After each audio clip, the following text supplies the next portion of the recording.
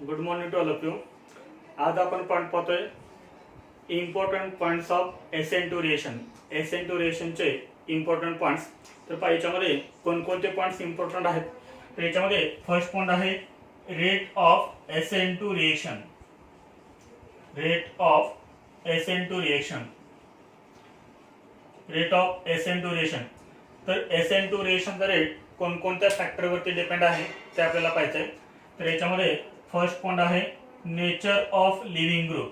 First is nature of leaving group. Leaving ग्रुपच्या नेचरवरती rate of SN two reaction depend आहे. Nature of leaving group. समजा आपल्याला हे चार अल्काइल हायड्राइड दिले. First is RI alkyl hydride, second is RBr alkyl bromide, third is RCl and fourth is RF. Which is more reactive towards SN2 reaction? तर या चार अल्काइलमध्ये कोणाचा रेट सर्वात जास्त असेल टुवर्ड्स SN2 रिएक्शन. तर याच्यामध्ये आपल्याला फर्स्ट पॉइंट लिहायचा आहे पहा. हा जो याच्यामध्ये जो लिव्हिंग ग्रुप आहे तो लिव्हिंग ग्रुप कोणता आहे पहा. याच्यामध्ये लिव्हिंग ग्रुप कोणता आहे I मायनस. याच्यामध्ये लिव्हिंग ग्रुप आहे Br मायनस. याच्यामध्ये लिव्हिंग ग्रुप आहे Cl मायनस. याच्यामध्ये लिव्हिंग ग्रुप आहे F मायनस. याच्यामध्ये जो लिव्हिंग ग्रुप बेटर असेल तिथं rate of SN two reaction सर्वात जास्त असेल. तर आता याच्यामधला बेटर लिव्हिंग ग्रुप कोणता आहे. I minus, Br minus, Cl minus आणि F मायनस मध्ये बेटर लिव्हिंग ग्रुप कोणता आहे. तर आपण बेटर लिव्हिंग ग्रुप कोणता हे कसं आयडेंटिफाय करणार. Weaker the base better is the leaving group. तर I मायनस कसा आहे वीक बेस आहे त्यामुळे हा कसा आहे बेटर लिव्हिंग ग्रुप आहे. तो इझिली काय निघून जाईल leaving group. Better the leaving group higher is the rate of SN two reaction. ज्या अल्काइलमध्ये बेटर लिव्हिंग ग्रुप असेल त्या अल्काइल हायड्राइडचा rate of SN two reaction सर्वात जास्त असेल. इथे जर आपण पाहिलं तर I मायनस वीक बेस आहे त्यामुळे तो आहे बेटर लिव्हिंग ग्रुप आणि त्यामुळे अल्काइल हायड्राइडचा रेट कसा असेल सर्वात जास्त असेल. RI is more reactive than RBr than RCl than RF. तर हा झाला आपला first point nature of leaving group. त्यानंतर याच्यामध्ये सेकंड आहे second point rate of SN two reaction. Rate of SN two reaction is inversely proportional to steric hindrance. Inversely proportional to steric hindrance. Steric हिंड्रन्सला rate of SN two reaction कसा आहे inversely proportional आहे. आता पहा याच्यामध्ये जर समजा आपल्याला हे चार अल्काइल हायड्राइड दिले कोणते. फर्स्ट आहे मिथाइल ब्रोमाइड. तर मिथाइल ब्रोमाइड म्हणजे CH3Br. CH3 आपण असं लिहू शकतो CHH हा CH3 आणि अटॅच आहे हा Br. त्यानंतर इथाइल ब्रोमाइड. इथाइल ब्रोमाइड म्हणजे काय CH3CH2Br. हा CH3 त्यानंतर हा CH2 आणि हा Br. तर हे जे दोन हायड्रोजन आहेत ते आपण असं पण लिहू शकतोय HH. हा झाला इथाइल ब्रोमाइड. त्यानंतर CH3Br. तर हा आहे आयसोप्रोपाइल ब्रोमाइड आणि CH3Br. हा आहे टर्शियरी ब्युटाइल ब्रोमाइड. तर हा आहे मिथाइल ब्रोमाइड. त्यानंतर हा आहे 1 डिग्री, हा आहे 2 डिग्री आणि हा आहे 3 degree. Which is more reactive towards SN2 reaction. याच्यामध्ये कोणत्या अल्काइलची रिएक्टिव्हिटी जास्त असेल टुवर्ड्स SN2 रिएक्शन. याच्यामध्ये आपल्याला माहिती आहे SN2 रिएक्शन मध्ये न्यूक्लियोफाइल हा कोणत्या साइड कडून अटॅक करतो. SN2 रिएक्शन मध्ये न्यूक्लियोफाइल हा बॅक साइड कडून अटॅक करतो. बॅक साइड म्हणजे कोणती. हा जो लिव्हिंग ग्रुप आहे लिव्हिंग ग्रुपच्या बरोबर अपोजिट साइड म्हणजे कोणती असते बॅक साइड आणि ह्या साइड कडून अटॅक करतो न्यूक्लियोफाइल. समजा OH मायनस हा काय आहे न्यूक्लियोफाइल. तो न्यूक्लियोफाइल ह्या एंड कडून अटॅक करेल. इथे इथून अटॅक करेल. This is attacking side back side. आता पहा हा न्यूक्लियोफाइल इझिली कुठे अटॅक करेल तर मिथाइल ब्रोमाइड मध्ये इझिली अटॅक करेल. तर त्याचं रिझन काय ज्यावेळेस तो बॅक साइड कडून अटॅक करेल त्यावेळेस हे जे क्राउडिंग आहे हे क्राउडिंग कसं आहे कमी आहे.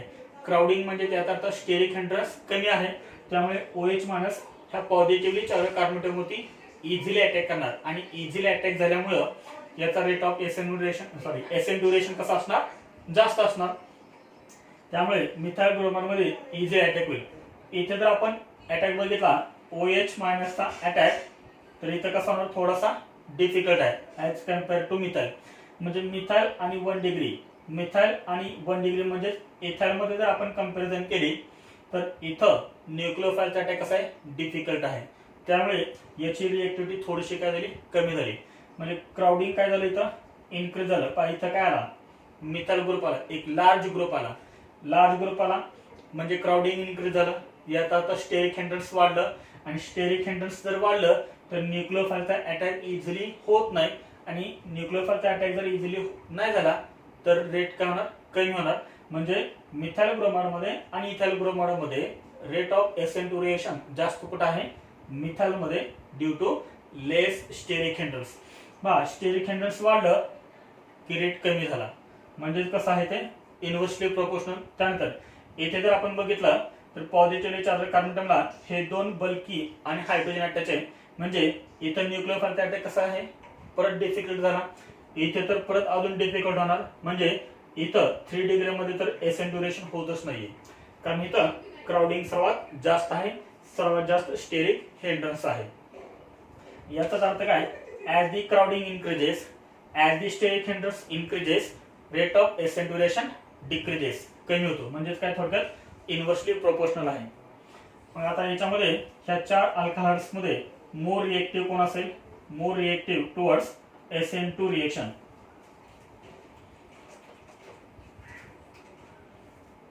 More reactive towards SN2 reaction. Methyl bromide is more reactive than ethyl bromide, than isopropyl bromide, than tertiary butyl bromide. इथे तर SN2 रिएक्शन पॉसिबल नाहीये, कारण इथं स्टेरिक हिंड्रन्स खूप जास्त आहे. तर हा झाला आपला second point complete, rate of SN2 reaction. त्यानंतर याच्यामध्ये थर्ड आहे rate of SN2 reaction. Rate of SN2 reaction is directly proportional to stability of, directly proportional to stability of TS. तर TS म्हणजे काय, ट्रान्झिशन स्टेट. आपल्याला माहित आहे SN2 reaction मध्ये काय तयार होते, ट्रान्झिशन स्टेट तयार होते. ट्रान्झिशन स्टेट काय असणार आहे पहा, C. ट्रान्झिशन स्टेट मध्ये न्यूक्लिओफाइल पण याला अटॅच आहे पार्शली, आणि लिव्हिंग ग्रुप पण याला पार्शली अटॅच आहे. X म्हणजे काय असणार आहे, लिव्हिंग ग्रुप. A ने हॅलोजन आणि त्यालाच काय अटॅच आपला हा न्यूक्लिओफाइल. Nucleophile carries partial negative charge, living group carries partial negative charge, and carbon atom carries partial positive charge. आता ही आहे आपली ट्रान्झिशन स्टेट. जर या ट्रान्झिशन स्टेटची स्टॅबिलिटी वाढली तर रेट ऑफ SN2 रिएक्शन सुद्धा काय होतो, इन्क्रीज होतो. As the stability of transition state increases, rate of SN2 reaction increases. मग ह्या ट्रान्झिशन स्टेटची स्टॅबिलिटी कधी इन्क्रीज होईल, जर या पॉझिटिव्हली चार्ज कार्बन एटमला काय अटॅच असेल, एक strong electron withdrawing group attach असेल. जर या पॉझिटिव्हली चार्ज कार्बन एटमला एक स्ट्रॉंग इलेक्ट्रॉन विथड्रॉइंग ग्रुप जर अटॅच झाला तर ट्रान्झिशन स्टेटची स्टॅबिलिटी इन्क्रीज होते, आणि म्हणून rate of SN2 reaction increase होतो. आता इलेक्ट्रॉन विथड्रॉइंग ग्रुप काय करेल, तर इलेक्ट्रॉन अट्रॅक्ट करेल. काय करेल, इलेक्ट्रॉन अट्रॅक्ट करेल. त्यामुळे न्यूक्लिओफाइल आणि लिव्हिंग ग्रुप याच्यावरचा जो निगेटिव्ह चार्ज आहे तो डिस्ट्रीब्यूट होईल, तो कमी होईल, आणि त्यामुळे ट्रान्झिशन स्टेटची स्टॅबिलिटी इन्क्रीज होईल. म्हणजेच rate of SN2 reaction increase होईल. आता इलेक्ट्रॉन विथड्रॉइंग ग्रुप कोणकोणते असू शकतात, तर पहा इलेक्ट्रॉन विथड्रॉइंग ग्रुप हे कार्बन कार्बन डबल बॉन्ड असू शकतो. म्हणजे ह्या कार्बनला जर खाली carbon carbon double bond attach असेल, किंवा carbon carbon triple bond attach असेल, किंवा C double bond O attach असेल, किंवा फिनाइल ग्रुप अटॅच असेल. फिनाइल म्हणजेच काय, फिनाइल ग्रुप म्हणजेच काय, तर बेन्झीन रिंग. त्यानंतर आहे NO2, त्यानंतर आहे CN. तर हे सर्व काय आहेत, इलेक्ट्रॉन विथड्रॉइंग ग्रुप. म्हणजे पॉझिटिव्हली चार्ज कार्बन एटमला जर समजा इलेक्ट्रॉन विथड्रॉइंग ग्रुप अटॅच असेल यापैकी कोणताही, तर त्याची स्टॅबिलिटी इन्क्रीज होईल आणि त्याचा रेट ऑफ SN2 रिएक्शन जास्त होईल. तर ही आहेत 3 point. Rate of SN2 reaction depends on 3 factors. First is living group, steric hindrance, and stability of transition state. याच्यावर एक आपण क्वेश्चन घेऊया म्हणजे तुमच्या लक्षात येईल.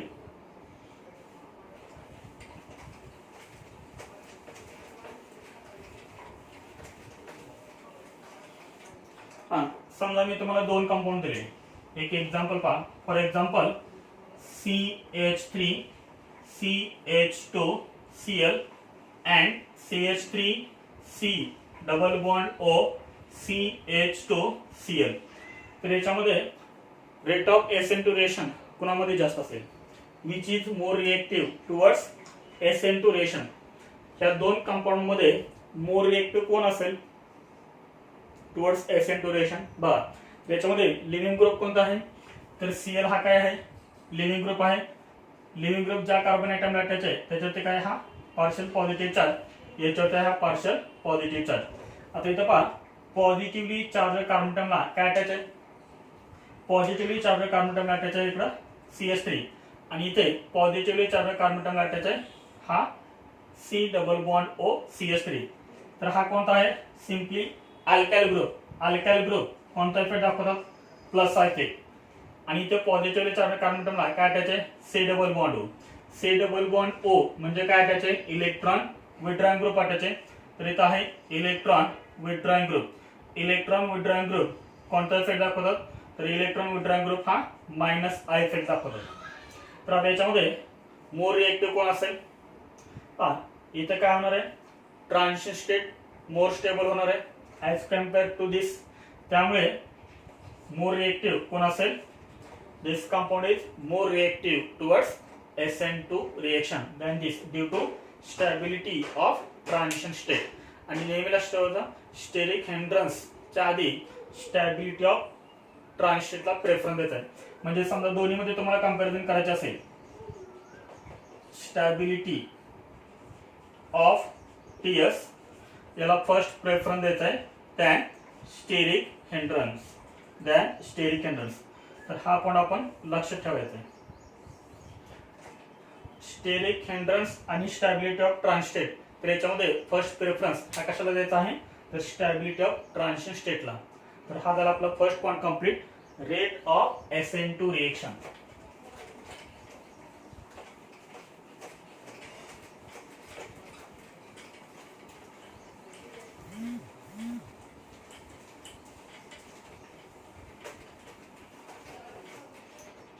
त्यानंतर याच्यामध्ये सेकंड पॉइंट आहे, second point is no intermediate. Second point is no intermediate no rearrangement. No intermediate no rearrangement, no intermediate no rearrangement. SN1 reaction मध्ये इंटरमिडिएट तयार होत होता, कोणता इंटरमिडिएट, कार्बोकेटाइन. त्यामुळे तिथं काय होऊ शकत होतं, कार्बोकेटाइन रीअरेंजमेंट. SN2 रिएक्शन मध्ये कोणताही इंटरमिडिएट तयार होत नाही, त्यामुळे इथं कोणतेही रीअरेंजमेंट होत नाही. No intermediate no rearrangement, this is second point. त्यानंतर याच्यामध्ये थर्ड पॉइंट आहे, third point is stereochemistry. Third point is stereochemistry. Stereochemistry हा पॉइंट आपण SN1 रिएक्शन मध्ये पण पाहिला होता. याच्यामध्ये फर्स्ट पॉइंट द्यायचा आहे, if alkyl halide contains, if alkyl halide contains chiral carbon, if alkyl halide contains chiral carbon, then 100% inversion of configuration takes place. SN2 reaction मध्ये जो अल्काइल हायड्राइड आपण यूज करतोय, तो त्या अल्काइल हायड्राइड मध्ये जर समजा कायरल कार्बन ॲटम असेल तर तिथं आपल्याला जो प्रोडक्ट मिळणार आहे तो कसा मिळणार आहे, तर 100% inversion of configuration. If alkyl hydride contains chiral carbon, then product obtain is 100% inversion of configuration. याचा आपण एक एक्झाम्पल बघूया. For example two bromo octane. Two bromo octane. तर 2-ब्रोमो ऑक्टेनचं स्ट्रक्चर काय असेल, CH3. This is first carbon atom CH, second carbon ॲटमला bromine. Two bromo octane म्हणजे टोटल 8 कार्बन ॲटम असायला पाहिजे. 1 2 राहिले 6 C6H13. This is two bromo octane. आता याच्यामध्ये काय आहे, कायरल कार्बन. कायरल कार्बन म्हणजे काय, जो कार्बन 4 वेगवेगळ्या ॲटमला आणि ग्रुपला अटॅच असतो त्याला आपण काय म्हणतो, कायरल कार्बन म्हणतो. This is chiral carbon atom. This is chiral carbon. आता याच्यामध्ये काय आहे, कायरल कार्बन आहे आणि याचे जर आपण SN2 रिएक्शन केली तर काय होईल पहा. तर आता याच्यामध्ये फर्स्ट पहा, हा carbon atom C, chiral carbon मी इथे करतोय C. या सेलला काय अटॅच आहे, CH3Br. हा CH3 त्याला अटॅच आहे हा Br. त्यानंतर ह्या सेलला काय काय अटॅच आहे, H आणि C6H13. तर हा आहे H, तो आपण डॉटर लाईन अटॅच केलाय आणि हा आहे C6H13. C6H13. This is 2 bromo octane. 2 bromo octane. This is chiral carbon atom. आता याच्यामध्ये न्यूक्लिओफाइल, हा न्यूक्लिओफाइल. हा न्यूक्लिओफाइल कोणत्या साईडकडे अटॅक करेल, from the back side attack. Back side attack होतो SN2 रिएक्शन मध्ये. म्हणजे आपल्याला फर्स्ट काय मिळेल सांगा, ट्रान्झिशन स्टेट मिळेल. फर्स्ट आपल्याला मिळेल ट्रान्झिशन स्टेट. म्हणजे कोणती असेल, हा C. या C ला काय काय अटॅच आहे, CH3, त्यानंतर H, हा C6H13. काय होणार, ह्या C मध्ये आणि ह्या OH मध्ये पार्शियली बॉन्ड काय होणार, तयार होणार OH. त्याच वेळेस कार्बन आणि ब्रोमीन याच्यामधला बॉन्ड काय होणार, ब्रेक होणार. OH carries partial negative charge, Br carries partial negative charge, carbon atom carries partial positive charge. And this is transition state TS. त्यानंतर काय होणार, हायली अनस्टेबल असल्यामुळे इमिजिएटली ब्रेक होणार. इमिजिएटली ब्रेक झाल्यामुळे हा जो Br मायनस आहे तो Br मायनस म्हणजे आपला लिव्हिंग ग्रुप इझिली रिमूव्ह होणार. आता आपल्याला प्रोडक्ट काय मिळेल मग, हा C. त्यानंतर ह्या सेलला काय अटॅच आहे, हा CH3. त्यानंतर आता OH मायनसनं अटॅक कोणत्या साइड कडून केलेला आहे, बॅक साइड अटॅक आहे. बॅक साइड अटॅक आहे म्हणजे हा OH कुठे अटॅच होईल, opposite to leaving group. Leaving ग्रुपच्या अपोजिट हा OH अटॅच होईल. म्हणजे OH कुठे अटॅच होणार आहे, इथे अटॅच होईल हा OH. त्यानंतर काय, CH3C, C ला अटॅच OH. त्यानंतर हा H आणि हा C6H13. हा H आणि हा आहे C6H13. तर आपल्याला हा मिळाला कंपाऊंड. तर याच्यामध्ये जर आपण बघितलं तर हा जो रिएक्टंट आपण घेतलेला आहे 2 ब्रोमो ऑक्टेन. तर त्याचं जर आपण कॉन्फिगरेशन बघितलं तर ते कॉन्फिगरेशन कोणतं आहे, R कॉन्फिगरेशन. R कॉन्फिगरेशन आहे रिएक्टंटचं, सबस्ट्रेटचं. जो आपल्याला प्रोडक्ट मिळाला आहे त्याचा आहे S कॉन्फिगरेशन. त्याचा आहे S कॉन्फिगरेशन. रिएक्टंट मध्ये आपल्याला काय मिळालंय, R. म्हणजे रिएक्टंट मध्ये कॉन्फिगरेशन आहे R आणि जो आपल्याला प्रोडक्ट मिळाला आहे त्याच्यामध्ये कॉन्फिगरेशन आहे S. तरी R म्हणजे काय आणि S म्हणजे काय याचा आपण डिटेल एक्सप्लेनेशन आपण एका सेपरेट व्हिडिओ मध्ये पाहणार आहोत. इथे फक्त लक्ष ठेवा, हा रिएक्टंट आहे R. आता हे R कसं काढलं जातं, S कसं काढलं जातं ते आपण सर्व डिटेल मध्ये पाहणार आहोत. इथे R कॉन्फिगरेशन आहे, इथे S कॉन्फिगरेशन आहे. म्हणजे काय झालं, चेंज झालं ना, कॉन्फिगरेशन काय झालं, चेंज झालं. आणि जेव्हा कॉन्फिगरेशन चेंज होतं म्हणजे हा जर S R असेल आणि जर आपल्याला S मिळाला तर चेंज. जर हा S असेल आणि मिळाला आपल्याला R तरी सुद्धा काय झालं, ते चेंज झालं. आणि जेव्हा कॉन्फिगरेशन चेंज होतं R to S तेव्हा आपल्याला काय मिळतं, inversion of configuration. Inversion of configuration. आणि इथं आपल्याला फक्त एकच प्रोडक्ट मिळालाय त्यामुळे काय असणार इथं, 100% inversion of configuration. SN2 reaction मध्ये आपल्याला काय मिळतं, SN2 रिएक्शन मध्ये 100% इन्व्हर्जन ऑफ कॉन्फिगरेशन. आणि SN1 रिएक्शन मध्ये आपल्याला काय मिळतं, रॅसिमायझेशन. याच्यामध्ये ह्या इन्व्हर्जनला काय म्हणतात, also called Walden inversion. Also called Walden inversion. तर वॉल्डन हा एक सायंटिस्ट आहे, त्यांनी पहिल्यांदा हे डिस्कव्हर केलं त्यामुळे याला काय म्हणतात, वॉल्डन इन्व्हर्जन असंही म्हणतात. एक महत्त्वाचा पॉइंट आहे, जर समजा रिएक्टंट R असेल आणि जर आपल्याला S मिळाला, रिएक्टंट R आहे आणि प्रोडक्ट जर आपल्याला S मिळाला तर त्याला काय म्हणायचं, inversion of configuration. Inversion of configuration. जर रिएक्टंट R आहे आणि प्रोडक्ट मध्ये पण आपल्याला Rच मिळाला तर याला काय म्हणतो आपण, रिटेन्शन. तर याला आपण काय म्हणतो, रिटेन्शन.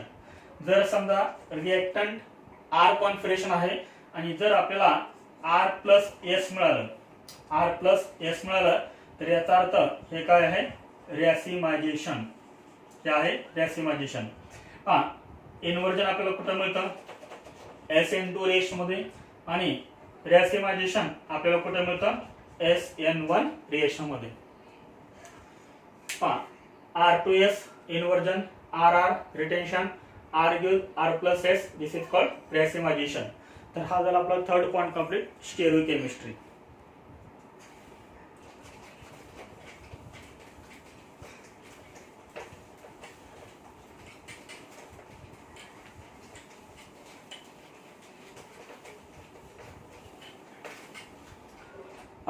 आताच आपण शेवटला पॉइंट दिला होता तो मी तुम्हाला परत एकदा एक्सप्लेन करतोय. जर समजा रिएक्टंटचं कॉन्फिगरेशन आर असेल आणि जर समजा आपल्याला प्रोडक्ट मध्ये जर एस मिळालं तर याला आपण काय म्हणणार, इन्व्हर्जन ऑफ कॉन्फिगरेशन. जर समजा रिएक्टंटचा कॉन्फिगरेशन आर आहे आणि प्रोडक्ट मध्ये जर आपल्याला परत ते आर मिळालं तर याचा अर्थ ते काय आहे, रिटेन्शन ऑफ कॉन्फिगरेशन. म्हणजे ऍज इट इज राहिलं. जर ऍज इट इज राहिलं तर रिटेन्शन, रिटेन. जर आर तर एस झालं तर इन्व्हर्जन. समजा रिएक्टंट आहे आर कॉन्फिगरेशन आणि आपल्याला मिळालं आर प्लस एस, जसं आपण SN1 मध्ये पाहिलं होतं. आर प्लस एस जर मिळालं तर याला म्हणायचं रॅसिमायझेशन. रॅसिमायझेशन, रॅसिमायझेशन आपल्याला कुठे मिळतं, SN1 रेश मध्ये आणि इन्व्हर्जन आपल्याला कुठे मिळतं, SN2 मध्ये. तर हा झाला आपला थर्ड पॉइंट कंप्लीट, स्टेरिओकेमिस्ट्री.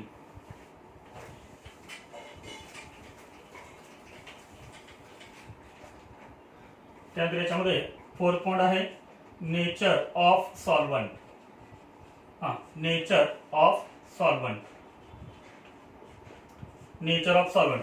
तर SN2 रेश मध्ये जनरली सॉल्व्हंट कोणतं यूज केलं जातं, त्याच्यामध्ये फर्स्ट पॉइंट द्यायचा आहे polar aprotic, polar aprotic solvent use. Polar aprotic solvent use. त्याच्यामध्ये कोणतं सॉल्व्हंट यूज केलं जातं, पोलर अप्रोटिक सॉल्व्हंट. अप्रोटिक म्हणजेच काय, जे सॉल्व्हंट आपल्याला H+ देत नाही, जे सॉल्व्हंट आपल्याला H+ देत नाही अशा सॉल्व्हंटला आपण काय म्हणतो, अप्रोटिक. जे H+ देतात त्यांना आपण काय म्हणतो, प्रोटिक म्हणतो. जे H+ देत नाहीत त्यांना आपण म्हणतो aprotic. Polar aprotic solvent use. For example कोणकोणते आहेत पोलर अप्रोटिक सॉल्व्हंट, त्याच्यामध्ये आहे ऍसिटोन CH3, C double bond O CH3 ऍसिटोन. त्यानंतर आहे CH3, C triple bond N ऍसिटोनायट्राइल. त्यानंतर आहे DMF dimethyl formamide, DMA, DMA, DMA म्हणजे काय, डायमिथाइल ऍसिटामाइड. त्यानंतर DMSO, DMSO म्हणजे डायमिथाइल सल्फॉक्साइड. तर यांचे सर्व पॉइंट्स आपण बघितलेले आहेत. Base versus nucleophile, factors affecting nucleophilicity. त्याच्यामध्ये तुम्हाला यांचे लॉंग फॉर्म दिलेले आहेत आणि इथं स्ट्रक्चर सुद्धा तुम्हाला काढून दिलेलं आहे. त्यानंतर याच्यामध्ये फिफ्थ पॉइंट आहे इफेक्ट ऑफ न्यूक्लियोफाइल. याच्यामध्ये नेक्स्ट आहे इफेक्ट ऑफ न्यूक्लियोफाइल,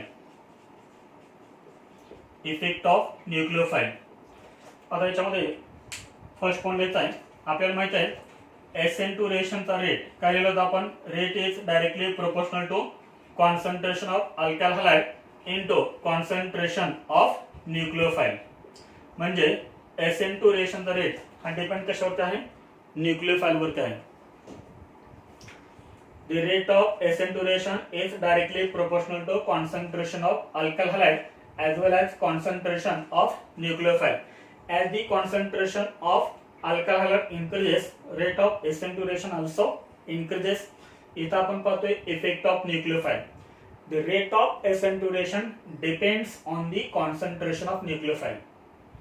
SN1 मध्ये काय होतं, rate of SN1 reaction does not depend on the concentration of nucleophile, but here in SN2 reaction the rate of SN2 reaction depends on the concentration of nucleophile. As the concentration of nucleophile increases, rate of SN2 reaction also increases. हा पण आपल्याला इथं महत्त्वाचा आहे. त्यानंतर याच्यामध्ये next पण लिहायचं आहे strong nucleophile use, strong nucleophile use. SN2 रेश मध्ये आपण कोणतं न्यूक्लियोफाइल यूज करतोय? Strong nucleophile. SN1 रेश मध्ये वीक न्यूक्लियोफाइल, SN2 रेश मध्ये स्ट्रॉंग न्यूक्लियोफाइल. तर स्ट्रॉंग न्यूक्लियोफाइल कोणते? फॉर एक्झाम्पल OH मायनस आहे, HH मायनस आहे, Cl मायनस आहे.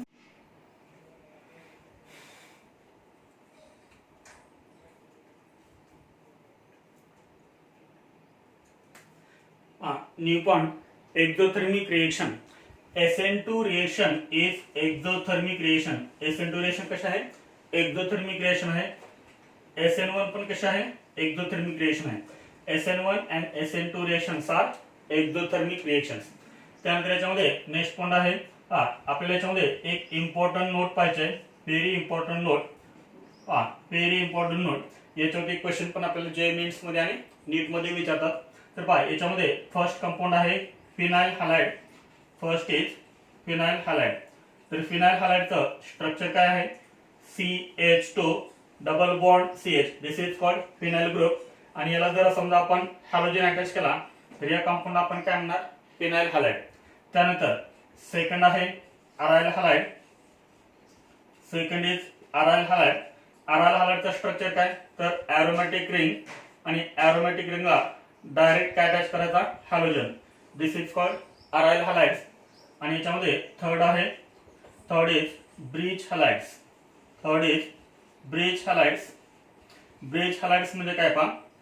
पहा ही एक रिंग आहे आणि ह्या रिंग मध्ये अजून एक आपण रिंग ड्रॉ केली तर याला आपण काय म्हणतो? Bridge compound. आणि ह्या ब्रिज कंपाऊंड मध्ये हे जे दोन कार्बन आहेत, हे दोन कार्बन कसे आहेत? कॉमन आहेत ह्या दोन रिंगचे. जर ह्या कार्बनला हॅलोजन अटॅच झाला तर याला आपण काय म्हणणार? ब्रिज हॅलाइड्स. फिनाइल हॅलाइड्स, अराइल हॅलाइड्स आणि ब्रिज हॅलाइड्स हे तिन्ही कंपाऊंड SN1 रिएक्शन पण शो करत नाहीत आणि SN2 रिएक्शन पण शो करत नाहीत. या तिन्ही कंपाऊंड मध्ये आपल्याला SN1 पण पाहायला मिळत नाही आणि SN2 पण पाहायला मिळत नाही. Do not show SN1 and SN2 reaction.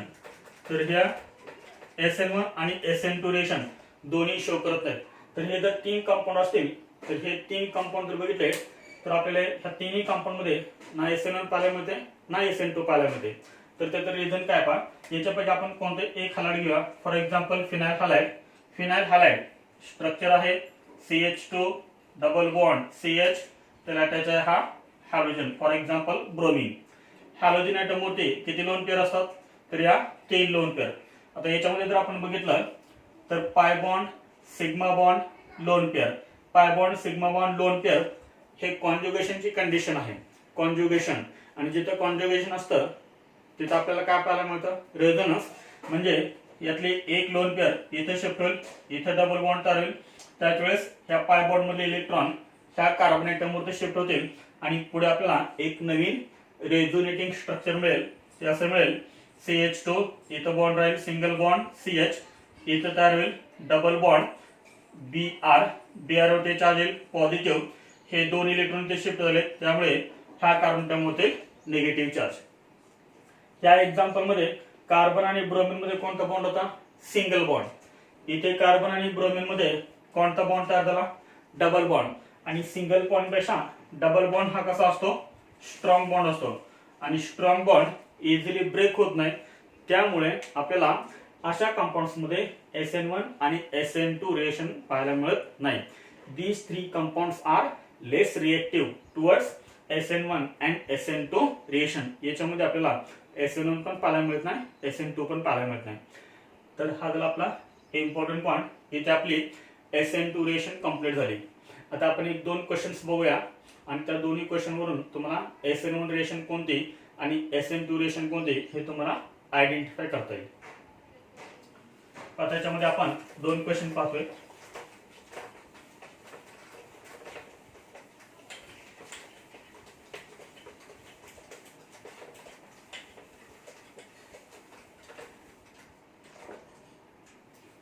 याच्यामध्ये आहे क्वेश्चन नंबर फर्स्ट.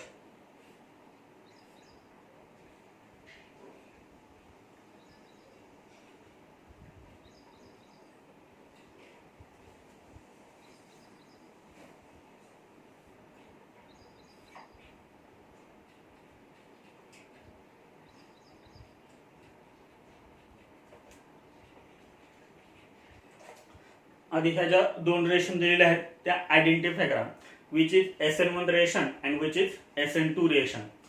तर पहा याच्यामध्ये आपल्याला फर्स्ट दिलेलं आहे KCl in presence of DMF. तर ही कोणती रिएक्शन आहे? SN1 आहे तर SN2 आहे.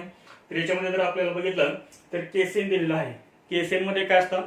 K प्लस आणि Cn मायनस. हा K प्लस आणि Cn मायनस. याच्यामध्ये न्यूक्लियोफाइल कोणता आहे? Cn minus. आणि हा Cn कसा आहे? Negatively charge. Negatively charge nucleophiles are strong nucleophiles. Negatively charge nucleophiles हे कसे असतात? स्ट्रॉंग न्यूक्लियोफाइल असतात. In presence of DMF. DMF म्हणजे काय? Dimethyl formamide. हे कसलं सॉल्व्हेंट आहे? Polar aprotic solvent. आणि पोलर अप्रोटिक सॉल्व्हेंट असेल तर ती रिएक्शन कोणती असते? SN2 reaction. SN2 reaction. SN2 reaction मध्ये काय होतं? Inversion of configuration. इथे जर तुम्ही बघितलं तर लिव्हिंग ग्रुप हा वेज लाईन अटॅच आहे. लिव्हिंग ग्रुप हा इथे वेज लाईन अटॅच आहे. आणि जेव्हा इन्व्हर्जन ऑफ कॉन्फिगरेशन होईल तेव्हा न्यूक्लियोफाइल हा डॉटेड लाईन अटॅच असेल. म्हणजेच याचा अर्थ काय झालं? तिथं इन्व्हर्जन ऑफ कॉन्फिगरेशन. म्हणजे इथं न्यूक्लियोफाइल कोणता आहे? Cn minus. हा याला रिप्लेस करेल. म्हणजे आपल्याला कंपाऊंड काय मिळेल? तर इथं आपल्याला कंपाऊंड मिळेल Cn. तर आता इथं पहा न्यूक्लियोफाइल कोणत्या लाईनला अटॅच केलाय? आपण डॉटेड लाईन अटॅच केलाय. इथं लिव्हिंग ग्रुप कोणत्या लाईनला अटॅच होता? वेज लाईनला. म्हणजे इथं अबो दी प्लेन जर लिव्हिंग ग्रुप असेल तर SN2 रिएक्शन झाल्यानंतर below the plane nucleophile attach होईल आणि यालाच आपण काय म्हणतो? Inversion of configuration. त्यानंतर सेकंड रिएक्शन पहा. सेकंड रिएक्शन मध्ये काय दिलंय? वॉटर. वॉटर हा कसा आहे? Weak nucleophile. आणि वीक न्यूक्लियोफाइल हे कोणत्या रिएक्शन मध्ये आपण यूज करतो? SN1 रिएक्शन मध्ये. SN1 रिएक्शन मध्ये काय होतं? रॅसिमायझेशन होतं. पार्शियल रॅसिमायझेशन. म्हणजेच काय होणार सांगायचं इथं? इथे लिव्हिंग ग्रुप कसा आहे? वेज लाईन अटॅच आहे. अबो द प्लेन आहे. आणि प्रोडक्ट मध्ये आपल्याला काय मिळेल? एकदा अबो द प्लेन मिळेल आणि एकदा बिलो द प्लेन मिळेल. वॉटरने याच्यावरती जर अटॅक केला तर काय अटॅच होईल? इथं OH ग्रुप अटॅच होईल. हे आपण पाठीमागं SN1 रिएक्शन मध्ये डिटेल मध्ये पाहिलेलं आहे. पहा अशा रिएक्शन मध्ये काय करायचं? एकदा nucleophile above the plane attach करायचा आणि एकदा न्यूक्लियोफाइल हा बिलो द प्लेन अटॅच करायचा. Below the plane. And this is called racemization. This is called racemization. Racemization हे जे रॅसिमायझेशन आहे ते कसं असतं? Partial racemization. म्हणजे आपल्याला एक काय मिळाला? पहा इथं leaving group above the plane, nucleophile पण अबो द प्लेन. याला आपण रिटेन्शन म्हणतो. रिटेन्शन म्हणतो. इथं leaving group above the plane, nucleophile attach झालाय बिलो द प्लेन. याला आपण काय म्हणतो? Inversion of configuration. आणि SN1 रिएक्शन मध्ये काय होतं? Retention plus inversion. त्याला आपण काय म्हणतो? Partial racemization. तर हे झालं फर्स्ट एक्झाम्पल.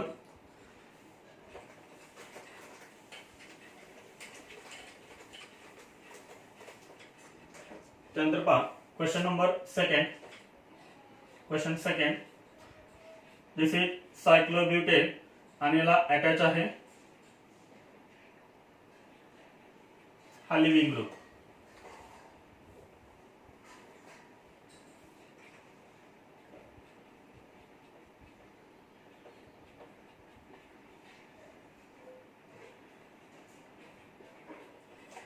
आता याच्यामध्ये which is SN1 reaction and which is SN2 reaction. SN1 कोणती आणि SN2 कोणती? याच्यामध्ये आपण फर्स्ट बघूया NaCN in presence of DMSO. तर NaCN म्हणजे काय असतं? Na plus Cn minus. इथं न्यूक्लियोफाइल कोणता झाला? Cn minus. आणि तो स्ट्रॉंग न्यूक्लियोफाइल आहे. Strong nucleophile in presence of DMSO. DMSO म्हणजे काय? Dimethyl sulphoxide. म्हणजे ही रिएक्शन कोणती आहे? SN2 रिएक्शन आहे. आणि SN2 मध्ये काय होतं? Inversion of configuration. इथं लिव्हिंग ग्रुप आहे अबो द प्लेन. प्रोडक्ट मध्ये न्यूक्लियोफाइल कसा अटॅच करणार? Below the plain.